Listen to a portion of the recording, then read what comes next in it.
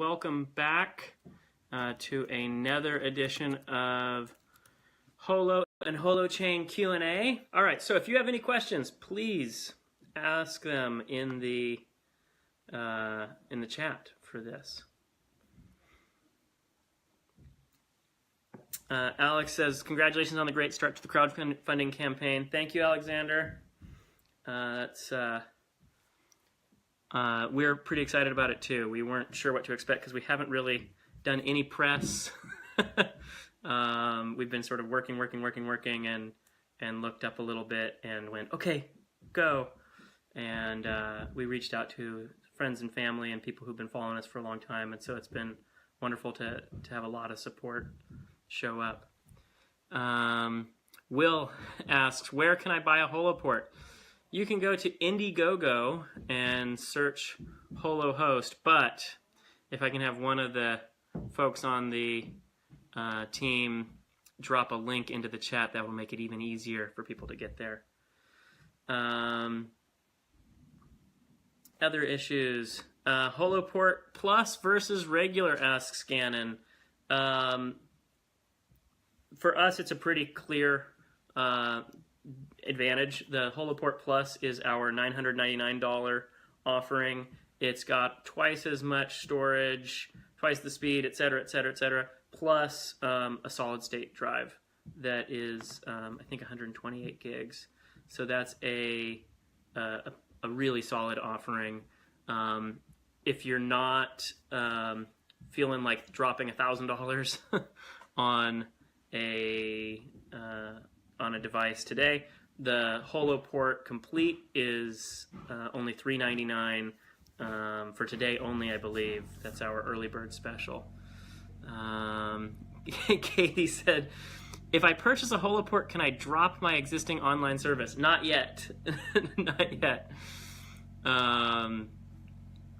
Let's see, what else? I really do want to get Eric Harris-Braun in here, and it seems like however we set up this chat is not going to let me pull him in here, so maybe I can... I don't know how I'm going to fix that. It's not going to happen. All right. Greg says, nope, you're screwed at this point. You've got people on and we're running. Other questions and comments? Will there be an app store? Yes, we are planning on having an app store / package manager. So for those who are geeky coder people, package manager is kind of like an app store. It just lets you download pieces of code that you can use with other code. So we are creating our own app store for Holochain applications. You'll be able to use that for all the kinds of apps that Holo will run and support. Another question, if I don't code, is there still a way for me to help bring the apps I want for my communities to life? Yeah, absolutely. You can, there's a few ways. One, purchasing a Holoport or setting up your own computer. You can host other applications on the network, and what that does is that makes it easier for people who are just using a web browser to be able to interact with and connect with fully distributed applications that are running on Holochain. Let's see. Can you speak about the considerations of developing an app for Holochain or Holo? What would be the differences for us as developers? Alexander asked that. Alexander, the apps that run on Holo are Holochain apps. There will be some additional steps that you would take to make a Holochain app be able to serve out a website through Holo so that outsiders can connect to it. But the core underlying infrastructure is all going to be Holochain. So it's not a different application. It's the same application with an extra layer on top. So you're going to want to be building a Holochain app, period, regardless. Holo is really a way to make your Holochain apps easier to connect to for anybody on planet Earth who's used to using the internet. So it's a way to make Holochain apps play well with web browsers. and a way to incentivize the work of providing that and doing that sort of bridge building by the people who are running the hosting. Avant said, "Holy crap, you're with the Holochain folks? Have you met the Secure Scuttlebutt folks yet?" Yes, we have. Dominic Tarr and the other people at Secure Scuttlebutt are awesome, and we like them a whole lot. We think they are totally wonderful and just good people doing good work. I'll frame it that way. Some other teams and groups that we're really fond of, the people over at EXA, the Economic Space Agency, as well as Lumio, and all the other people at the Inspiral network. There's a bunch of groups, to be honest. There's a whole bunch of people in this aligned space that we would love to connect with and do more work with. So we've now got Eric on as a viewer, but not on as a co-host, which was our hope. But we're struggling with a little bit of technical difficulties here. So hopefully, if we get really technical questions that are outside of my league, Eric will be able to chime in via text. What else?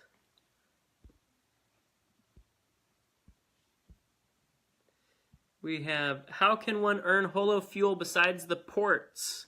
Running Linux-based systems, when will that come out? Other ways to earn Holo fuel? Sean asked that. Sean, thank you so much for the question.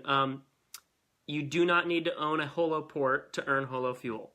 The earliest systems that we will be supporting will be Linux-based systems because that's what we're building Holo ports on. And so we think right around the same time that we are sending Holo ports out, we will be making Linux based software for running Holo available to the public. I'm not exactly sure on the timing there. It could be a week, it could be a month separate, it could be the same day. I don't know off the top of my head right now. But my assumption is, hey, if we've got that available, we'll make at least some version of that available for Linux, and then other operating systems will follow soon after that. And when will that come out? That'll all come out in spring of 2018. So our plan right now is you can actually go on our GitHub repo, I believe, and see our roadmap for Holochain. If you go to holo.host/greenpaper, you can read through all the details for Holo, and a bit of our roadmap, I think, is laid out in the green paper. But we're basically planning on having our initial hardware ship and our initial alpha release and our testing suite start to come up in the spring. And we'll see where we're at that point in terms of how mature and robust and all that. We're planning on doing some road testing with our community, and hopefully within a few months after that, we'll start to get to a fairly stable and solid ecosystem and lots more apps and people hosting and earning and more importantly for us, people using applications that put the user in the middle and empower them in ways that the existing centralized internet really doesn't. How much better will the ports be than the home Linux systems running software? Asks Sean. I don't think that they are by default better. We have picked a particular configuration and we're setting up everything so that it works really well. So we're trying to make the Holo ports work great, but I'm sure somebody who's a guru at setting up their own hardware would be able to trick out some amazing rig and have a very solid server set up on their own. That said, not everybody is able to do that. Not everyone is a hardware guru, and so we've released Holo ports in part to make it easy for people who don't need to figure out or don't want to figure out or don't have the skill set to figure out how to configure their own hardware and set it all up. And we're going, you buy the box, you plug it in, you put it on the internet, you hook it up to the internet, and you configure it and you go. And configure can mean auto, select the apps for me. Or configure could mean I want to support Wikipedia and I want to support, these 3 other websites, and that's it. I only want to, I'm backing those and it's a donation. I want to give my hosting to them for free because I just love what they stand for in the world, or these ones are free and these ones I want to get paid, or these ones are free and aside from that, just make sure I earn a lot of money. That's basically how we're envisioning that working. But the goal there is that it's all easy. We've got other questions here. Let's see. When a person sells Holo fuel for other currencies, for some reason I'm not able to see this whole comment. Shoot, let me see if I can find all this. And Greg, if you're watching, I am now in the Google Doc, which we use to help me manage these questions a little easier. I don't know where the can I exchange question is because for some reason I can't read all of it. But can I exchange Holo fuel for other currencies? You will be able to. Yes. This is outlined a little bit in our green paper. We've got something called reserve accounts, and without going into all the details there are groups or organizations that are going to be able to take in different currencies, whether that's Bitcoin or Ether or dollars or euros, issue Holo fuel, and then if somebody provides hosting and receives that Holo fuel in exchange for hosting services that they've provided, they're going to be able to cash out in the currency that was purchased in, basically, with that reserve account holder. I understand that it will be up to app developers to pay the Holo fuel. This is what Alexander's saying. Does that mean we would have to make an app more expensive for users if they want to use Holo compared to the app on Holochain where the user's device is used? Alexander, two things. One, we assume that most of the time it's going to be the app developer paying the cost of the Holo fuel. It could be that it's a community and they're structuring that relationship in a different way. It could be that it's the user themselves. But our assumption at this point is it's usually going to be the app developer. What does that mean? You kind of hit the nail on the head. What that means is if you were running a fully peer-to-peer Holochain app, your hosting costs should be zero, right? Because the users of the application are bringing their own hosting with them. They're bringing extra capacity along with them, and so as your usage grows, your hosting capacity grows. With Holo, if you start serving outsiders, basically visitors that aren't bearing their own load, Holo is a way to incentivize the members of your community for doing that extra work. And in that case, yes, if you're going to compensate for them for something, that money is going to need to come from somewhere else. That somewhere else could be your business model having fees as part of some transaction that you're enabling to happen there. It could be subscriptions from the members of the Holochain app. It could be a variety of things, right? It could be ads, right? There's traditional centralized business models that are dominant on the web today that we're sure people are going to try to reinstantiate here. And the truth is, Holo is a bridge between the peer-to-peer internet and the centralized internet of today. And as a bridge, it's going to have some of the elements that exist in this current context, including some of the business model realities of that space.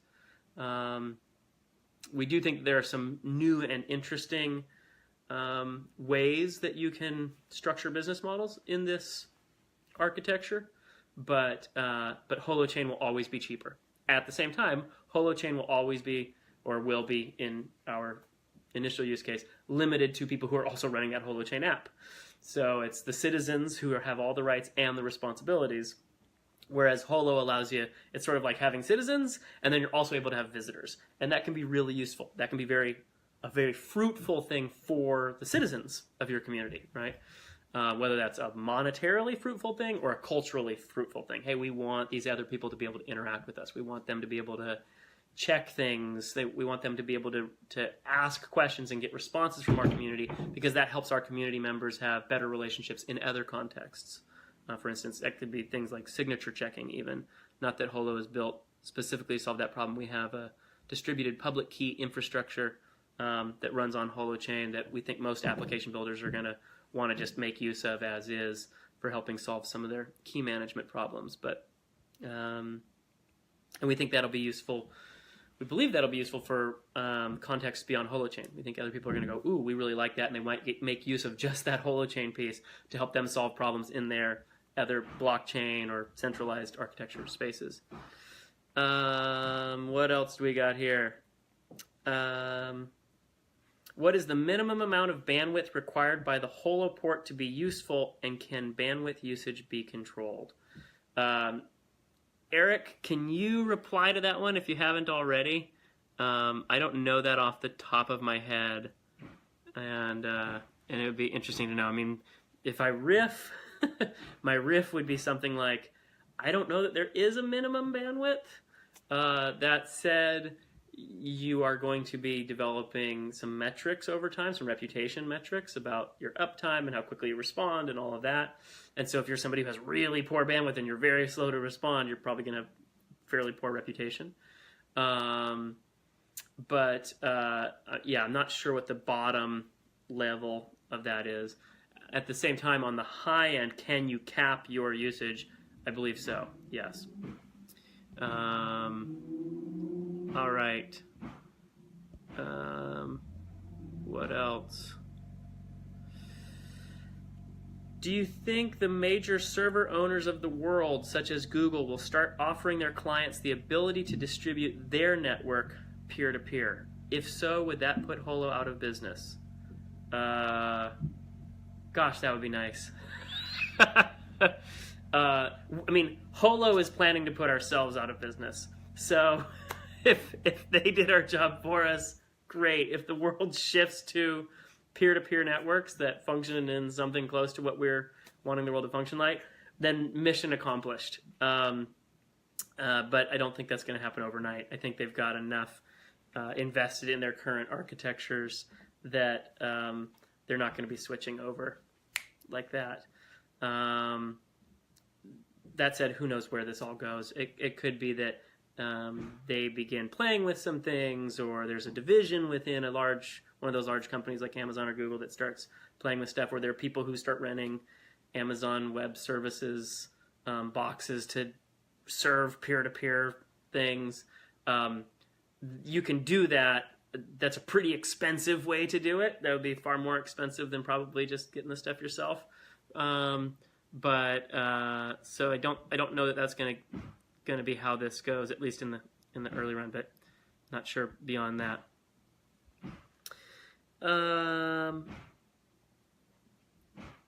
When you sell Holo fuel for USD or Bitcoin, how will that work? Will there be fees? I don't know the answer to that question off the top of my head. Fees, yeah, we're gonna be doing an initial community offering in about a month, but I'm not sure what sort of details we're allowed to talk about. I think actually we may have some of this outlined in our green paper. So if you want to know some of the details, check out the green paper. And Eric, if you have any deeper insights on that, please share those in the chat. All right.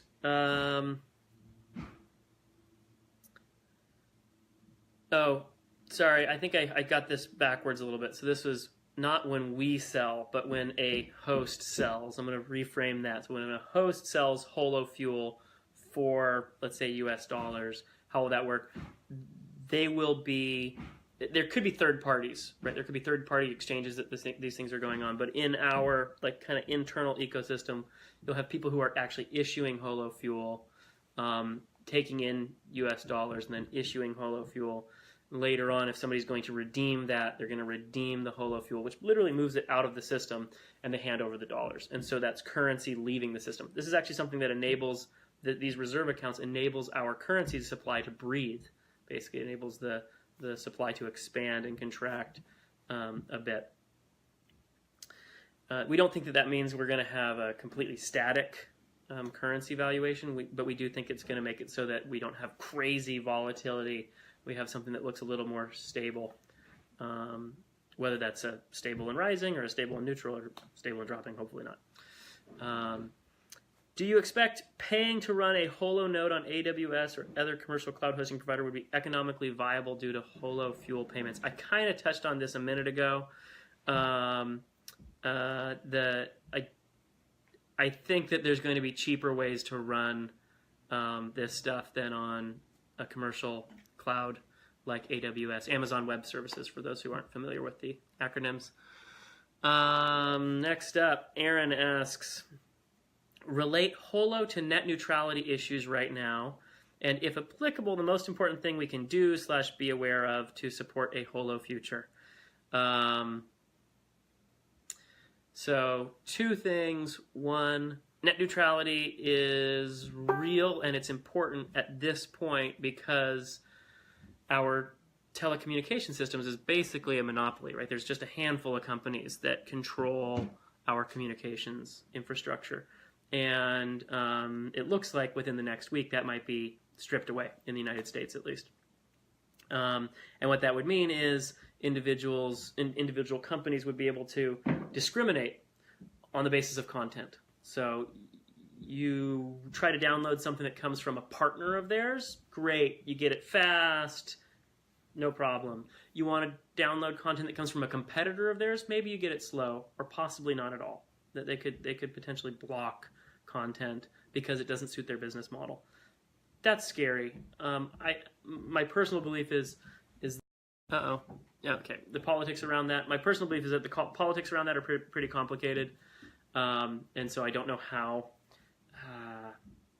fast and loose the telecoms will play, at least early on. But it's a world where this, hey, the internet, a startup has the same chance as an established player, that might shift. There's the possibility that telecoms may end up trying to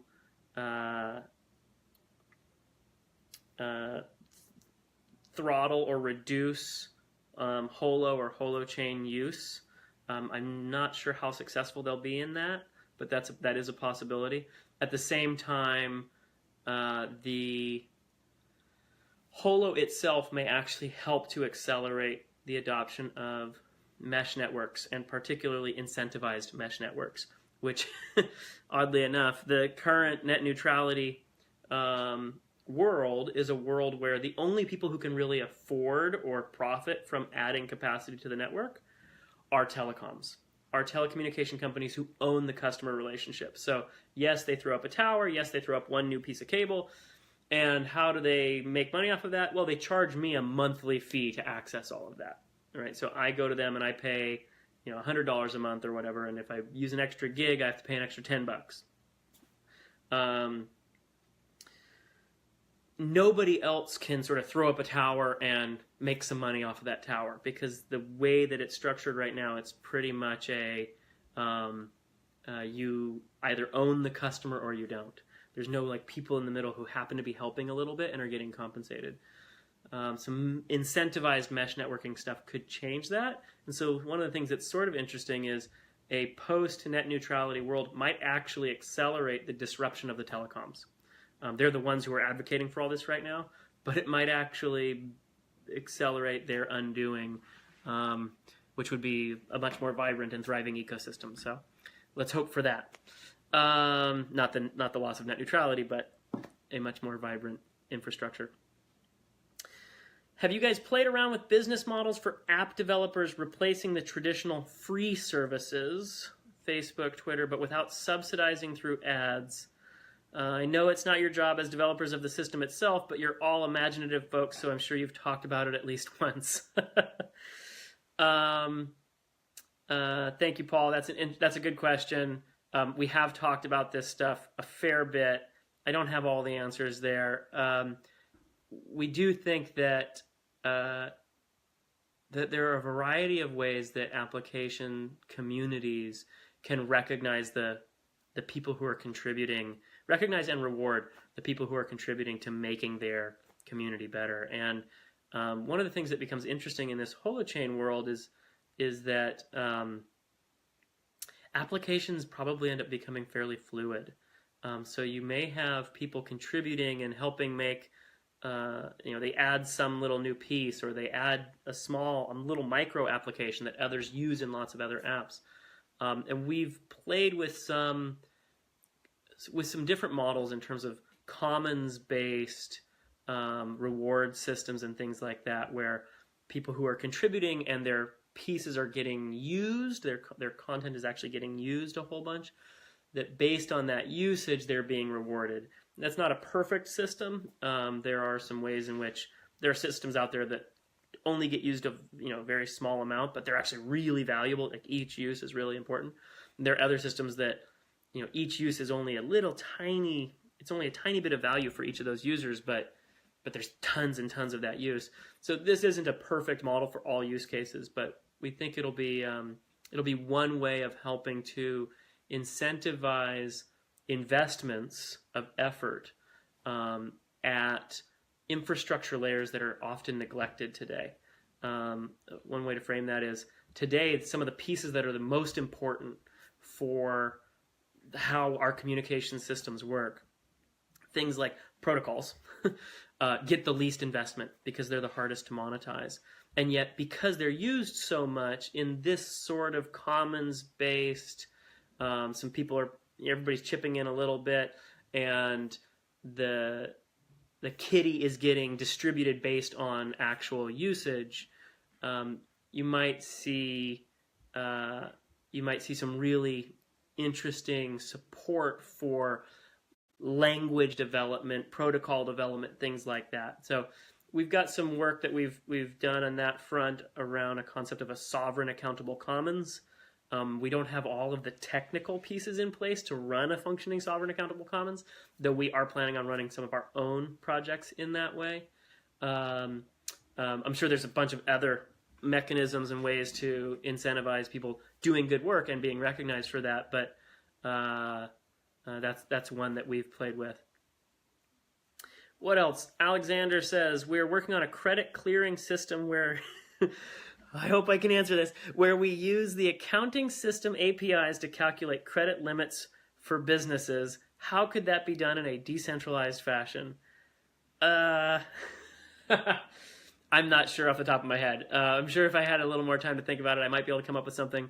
The place that I would direct you to, if you're not already in there, Alexander, and I think you might be, is the Holochain Mattermost. And if somebody on the team or who happens to be in that community, if somebody can drop that link in the chat, that'd be great.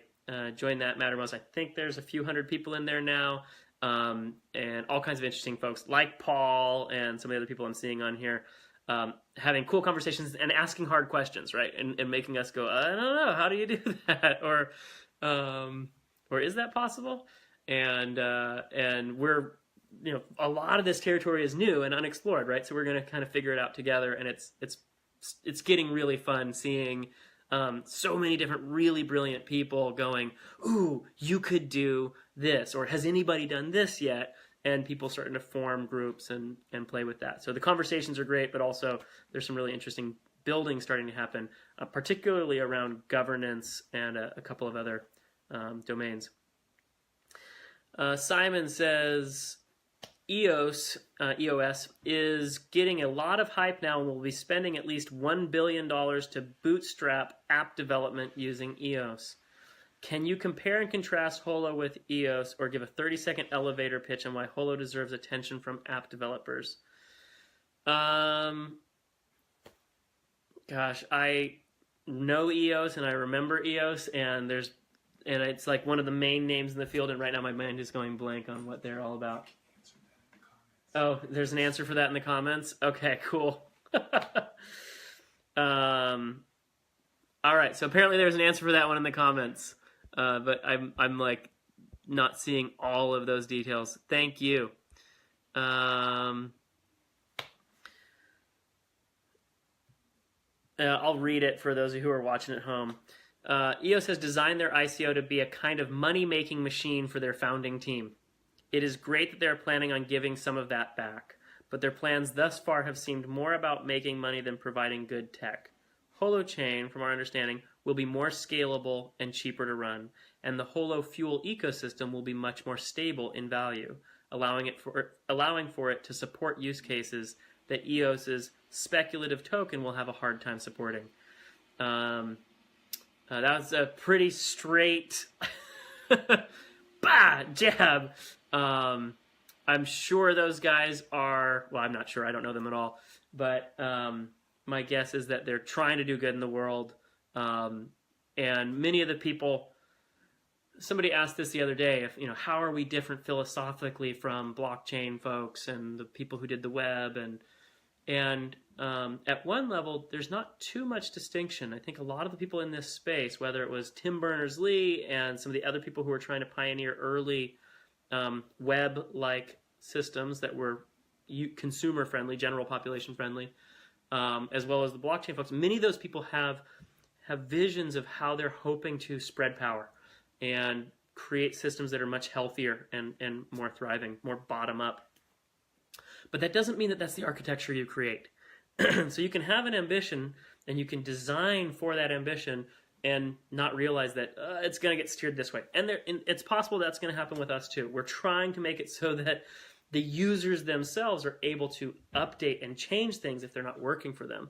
And so we're trying to architect at a really low layer a decentralization of power, or better yet, a distribution of power, right? Our system is not just decentralized. We're trying to make it distributed. And so I don't think that we're different philosophically. There are definitely some differences there, but I think there's a lot of overlap. But architecturally, I think we're quite a bit different, and that's going to lead us to be able to do some different things. One of the main ones, as Nicholas pointed out, is you're able to build currency systems and just software on top of Holochain that's really efficient, that enables you to run a distributed application in a way that's very lightweight. And because it's lightweight, that enables you to handle applications that are just not feasible with blockchain today. One of the use cases, or I'll frame it slightly differently. The biggest innovation generally is cheap. If you can make something, but you can't make it cheap, there's only certain things you can do with it, right? At one point, 3D printing cost $1,000 to do a piece this big. And when 3D printing costs $1,000 to do a piece this big, you can totally do things this big for use on jet aircraft, because over all the different flight miles, the weight savings is worth, $10,000 or $20,000, whatever it is, right? And so doing something that's just right in that context, you can do it. You're not going to do it for just trying something out. But when 3D printing becomes $2 to make something this big, well, shoot, I'll try 12 of those, iterating on my way to figuring out the right form factor for the little widget that I'm making. We think that similar to what happened in the 3D printing world, Holochain is kind of like that to blockchain. There are use cases that blockchain is useful for, and there are a lot of use cases that they just can't touch because the architecture itself is heavy. If everybody has to keep a copy of every piece of content, that makes your architecture move very slowly. It makes it really inefficient, very energy intensive, and really expensive. What else? Nicholas added, you can find the critics of their ICO all over the web. Not a controversial opinion. Yes, I'm very diplomatic, Nicholas. Thank you.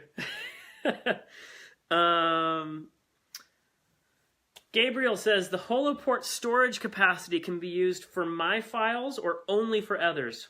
It can be used for yours as well. So Gabriel, yes, we are intending Holoports to be useful for your own use of Holochain apps, right? We want you to have a space that's stable, where you've got all these different things being able to talk to one another, and it's online all the time, and you can also access it from elsewhere. But we want this to be your space, and that's probably the first and foremost primary use, is that you're getting to have a footprint in this new distributed web world, or distributed applications world. And then on top of that, you have the ability to serve others. In order to serve others, you actually have to be participating in the applications that are being served.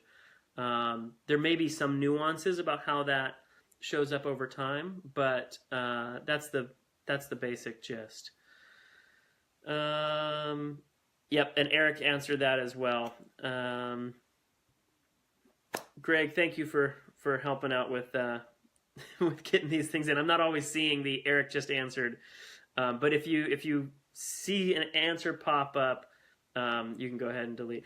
I'll read Eric's answer though, just for the folks at home. Gabriel, Holoport will run the shared applications in a container like Docker, and that container will include an amount of storage allocated to it. You will also be able to run your own instances of Holochain apps on the Holoport separate from that container, and you will be able to specify how much of that you want to allocate to the shared space or for yourself. So you can set this stuff. What kind of app can I choose, and will these apps use the storage capacity of Holoport?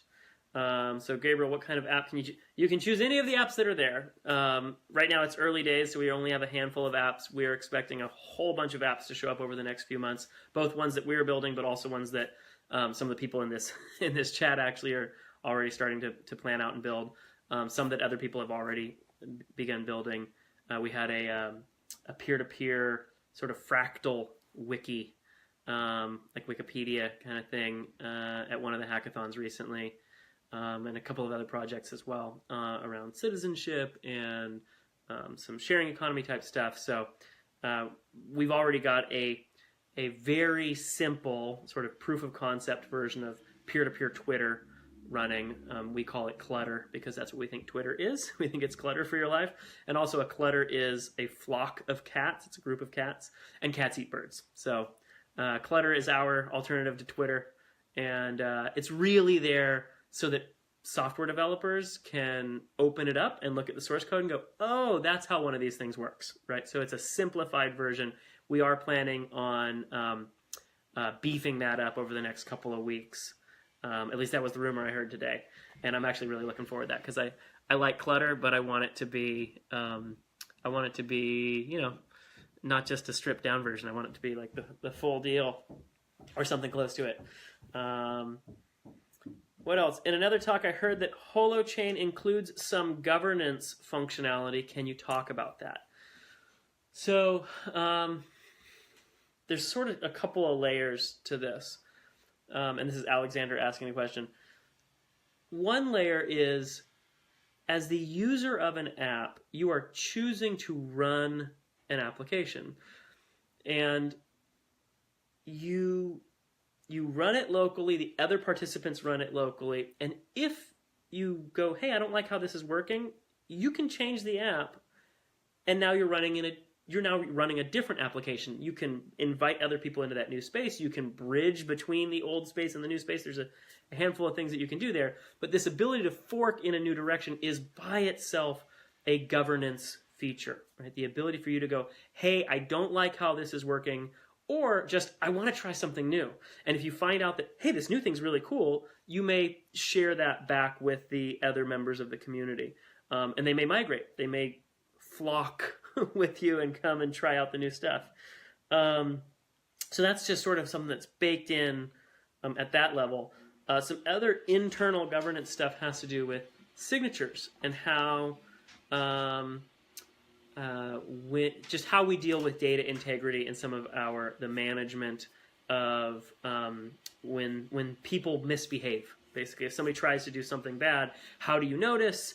How might that have repercussions more broadly for them within that app, or possibly across apps if they've bridged their identity across multiple application spaces? So if they sort of, as part of how they got into the app, or in order to interact with somebody in a more vulnerable or intimate way, they said, hey, look, I'm vouched for over here. This is who I am in these other contexts. If they do something not awesome in this application, they start behaving badly, that can have repercussions in other contexts. That right there those are steering mechanisms that a community is able to use.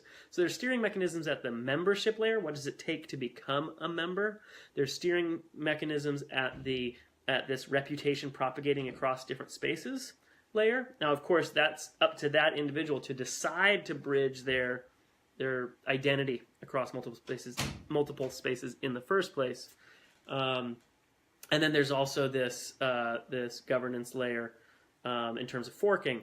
In addition to that, some of the members of the project and some other folks who are not on the team but are in the community and are active and lively are real revved up about building governance mechanisms, voting type stuff, a variety of these. Dictator, this app developer says we're pivoting, and the whole community goes, okay, we pivot. Second one, majority rules. A third one, a unanimous vote, consensus, right? There's all sorts of different mechanisms for a community to make decisions, and we're looking to implement some of those that other application developers can just grab and can use in their own apps because we think they'll find them useful. That doesn't mean everybody has to use them, but we think they can. All right, so we have a few other questions. It looks like there's some questions from last time.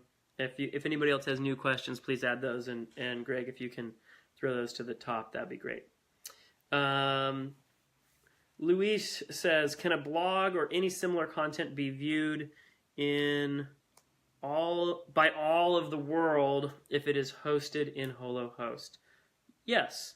So with Holohost, anybody who has a browser, on a phone, on a laptop, on a desktop, on a tablet, whatever. You've got a browser on a watch, right? You can probably do it from a watch. If you've got a browser, then you can interact with content through Holohost because it's just serving out web page content. It's serving a website, basically. And the host is doing the work of bridging between that front-end web browser type space to this back end of this distributed application. Gary asked, what prevents a hardware arms race that drives the small players out? We don't think that the way that we have structured Holo and Holochain, we don't believe that big players are going to get a significant advantage. We believe that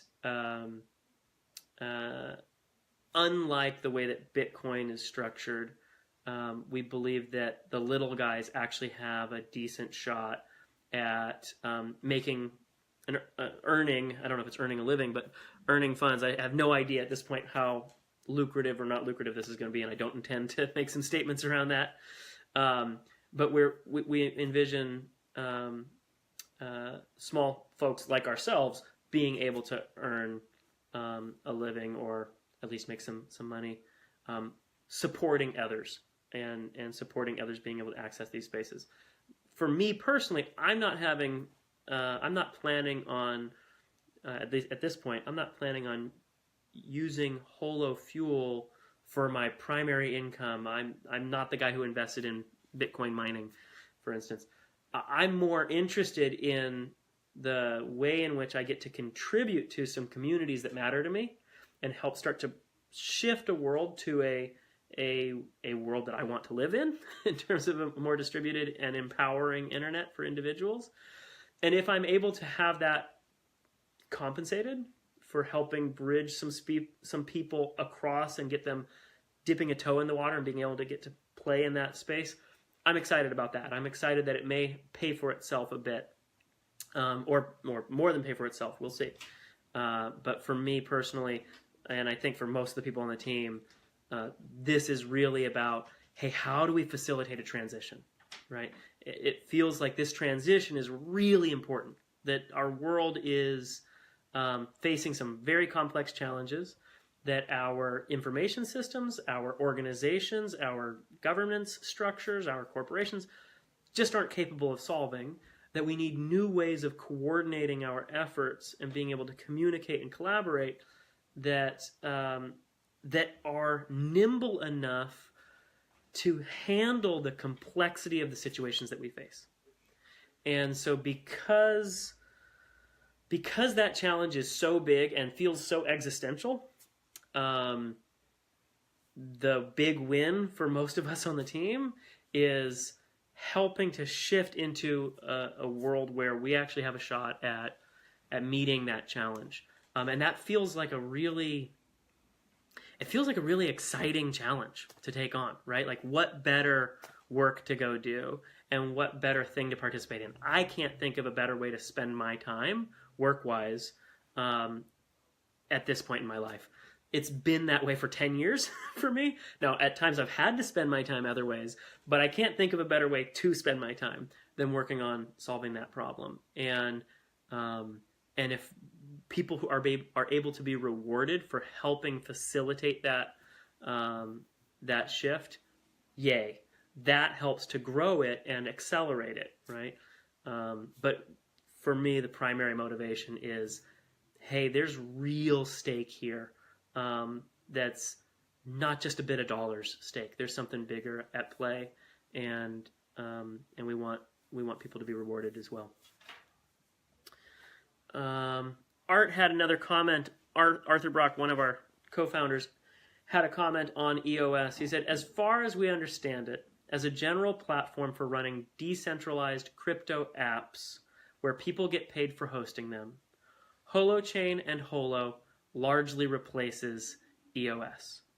And we will almost surely beat them to market because we already have running apps on Holochain. So that's pretty blunt. All right. What else do we got here? We have Robert asked, will there be crawlers in this system capable of doing something like a search engine of the global app ecosystem? Or would this only really be possible within a single application that has something like a crawler in it? Interesting. So for those who aren't familiar, crawlers basically jump from link to link and they copy the content on a web page in the current web context, and then they index those, and often they get used for helping you do search or things like that. And so they're literally crawling around, jumping around, and copying and taking note of what they find. And this is part of the core of what Google does. They're not the only ones, but one of the main things that they do and that enables them to do search is this crawling. That crawling depends on the space being open, right? So that it depends on that space being accessible to the party who's seeking to crawl across it. Google is not able to crawl all of the internet. There are big chunks of the internet that are not available to them because they sit behind a paywall, a password protected thing. There's terms of service that prevent them from having their bots sort of scrape all the content on a site. So if you're running a private application, it's not likely you're going to have other people on the outside being able to crawl that. You could have somebody in your space who lets somebody in and says, hey, you can see what I'm seeing, but I don't see a universal crawling of the entire ecosystem happening. That said, might certain applications decide, hey, indexing is really important for us. The content that we have, we want to be shared. They may solve that in a variety of ways. One could be that they literally set up an index server and they go, okay, we're backing things up to here to make search easy. They could do something along the lines of crawlers. I might ask for Arthur or Eric to add something along those lines or to answer that in the chat. A couple things, but we've got about 8 minutes left. Just a reminder, we launched our crowdfund today. So for those of you who aren't familiar, Holo is our incentivized hosting ecosystem. We are doing a crowdfunding campaign on Indiegogo. There's a few different ways that people can help support the launch of this distributed applications ecosystem.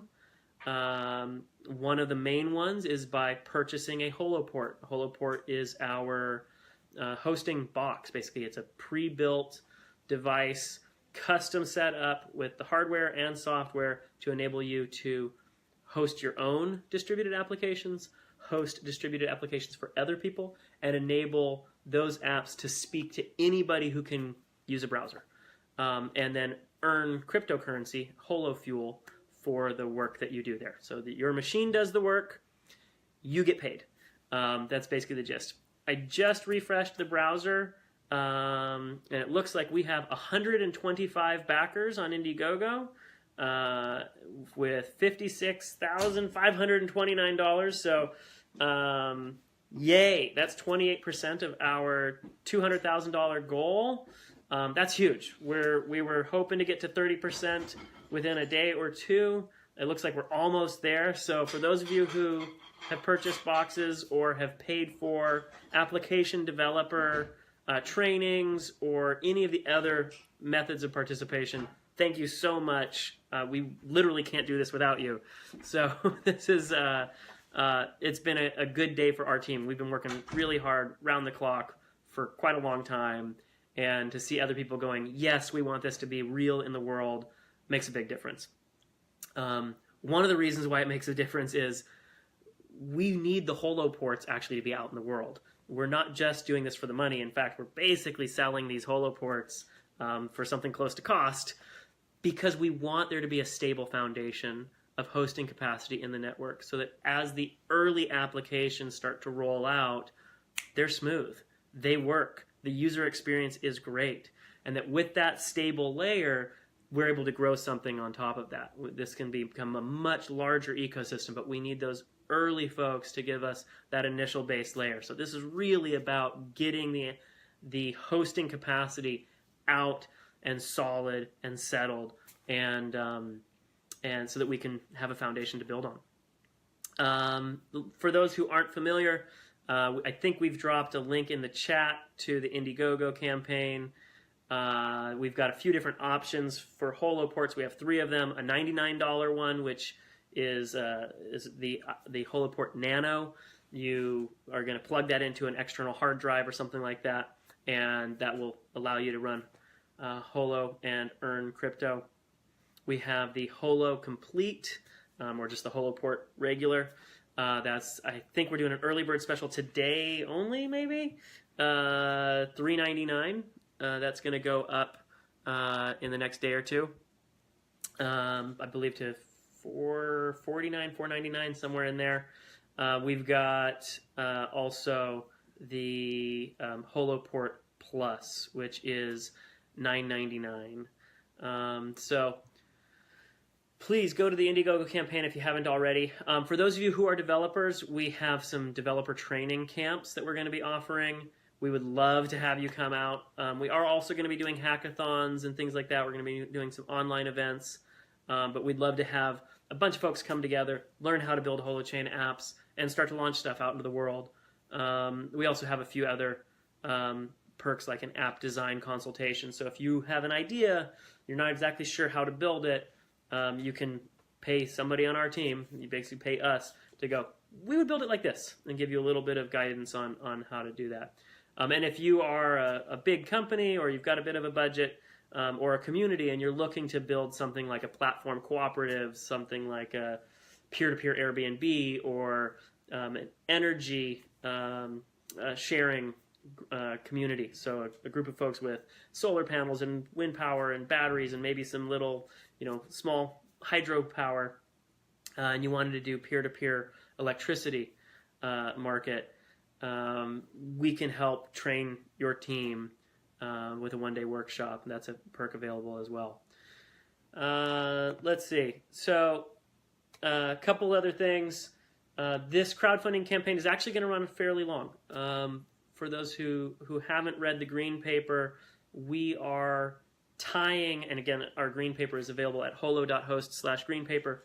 We are tying our fundraising that we're doing next month, a cryptocurrency, our pre-sale of Holo Fuel, we're tying that to our crowdfunding campaign. And so we're not looking to sell $1 billion worth of credits in the world. We're looking to raise the money that we need to support the community that we have.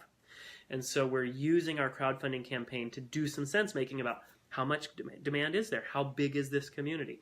Are we going to have 150 developers? Are we going to have 100 hosts? Already it looks like we've gone past that. We're at 125 hosts. Are we going to have 1,000 hosts, right? And depending on how large that community is, both on the developer side and on the host side, that's going to influence, actually dictate how much of the currency we release in the campaign. And that will be updating on a daily basis. So we're going to be running this crowdfunding campaign on Indiegogo for the next 2 months. Please, if you are liking what we're about, go on Mattermost, join the conversation there, meet a bunch of really interesting people, have conversations, share our story with the people that you know that you think would be most moved by this work. If you can think of 2 people, you go, I need to talk to that person and that person. Please reach out to them. Let them know about it today so that if they decide they want to participate, they can take advantage of the early bird special.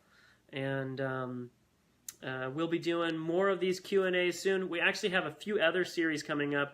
I know a lot of folks in the community have been asking for really good, simple summaries of what Holochain is, why it matters, how it works. And same thing for Holo. What Holo is, why it matters, how it works. We're going to be putting out some of those soon. We're going to be doing some really interesting conversations with people in aligned spaces on things like the sharing economy and mesh networking. We're going to be trying to facilitate more of a community conversation around those that may take place over the course of a week or so. So we've got some cool things coming up. If you haven't already signed up for our newsletter, please do so. You can find that at holo.host. And with that, I think I'll let you all go. Everybody, thank you so much.